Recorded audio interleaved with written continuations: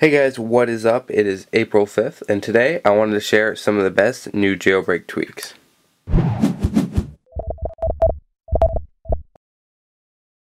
So this week I decided to be a little more selective. I chose only two that are really nice, and I'll be definitely using. Some of the other ones that came out were very minimal, and I thought I'd choose quality over quantity. Both of the tweaks are free, so let's get started. So the first tweak is called TouchPal, and essentially how it works is it uses a keyboard you can download off of the App Store and then implements it into your default keyboard.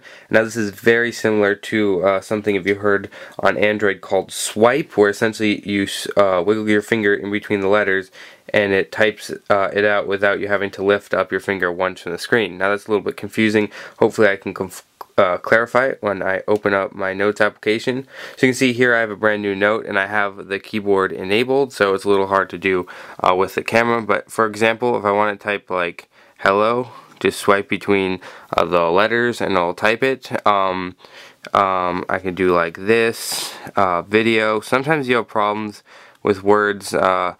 Right here I didn't really have too much. So essentially you have this bar on the top to give you alternative words if it mistakenly gave you something else, but there's a lot of technology running when you swipe, so it knows what words you want, since you can only go between letters.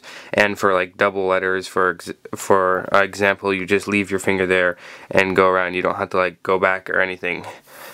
So you can see it got house, how it did house, but other than that, pretty much everything is accurate, and it's a really nice tweak. I know some people are better than it at me, especially when I'm going on the side of a tripod trying to do it as best as I can. So to get TouchPal working, it's a little bit more complicated than any Cydia tweak, but don't worry, it's pretty simple. All you gotta do is go into the App Store, download the TouchPal keyboard, then the next thing you're gonna want to do is go into Cydia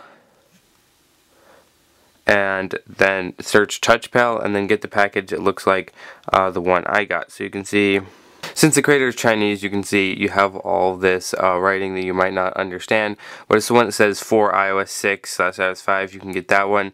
Just install this onto your device. I believe it'll want you to reboot, and once you're done rebooting, I'll show you how to get it installed.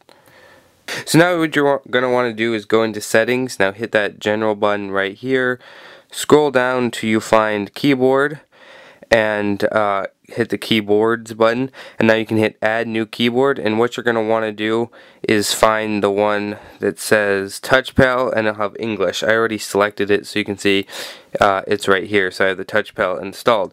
Now what you're going to do is when you go to the notes application or any keyboard on the device, you can see, let me quickly clarify, this button allows you to do the swiping and not. So if you have it selected, this will work. If you don't have it selected, it won't work. So something that's a little tricky, especially if you didn't think you had to push that button. Now once you hit the little international keyboard, it will go between all the keyboards that you have installed, and with the TouchPal one you can swipe to the side to get to all these different settings. I just like the main keyboard. The next tweak I want to show off is called Badge Customizer. You can just download this from Cydia, and then you get this little settings panel as soon as you start. I have it enabled right now. You want to do that if you want to see any differences. What it allows you to do is the little notification badges that you get on your phone. This allows you to customize them, and it's a little offers more customization to your phone, which is essentially what a lot of people seek when they jailbreak. You see, I have a little themed one. You can't really change that. You can take off the theme if you want, and they have this nice little preview button to show what your thing will look like. So as I clicked on the color, you can change any aspect you want. You can change the RGB values. So if I wanted it, instead of like green to be, if I wanted green and wanted a different color, I could sort of put that there, and you can see it looks more blue. And you can sort of create whatever color you want by going in between the RGB spectrum. So you can see also you can have the alpha, which is how transparent it will show up. I like to keep it on full because it's a little glitchy if you do otherwise. You can have your size. I made it a little smaller. You'll see on my home screen when I show you.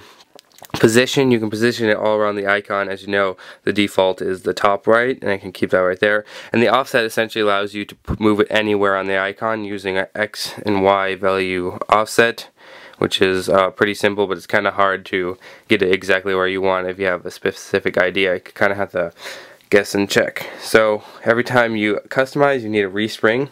Once you respring, now that we've resprung, you can see our notifications are blue and a little bit smaller. You can really play around with this forever. Every time I do it, it kind of looks awkward, but I know some people that have made it look really nice. Anyways, those are the 2 tweaks I wanted to show off today. Thanks for watching. I hope you enjoyed them, and I'll see you guys later.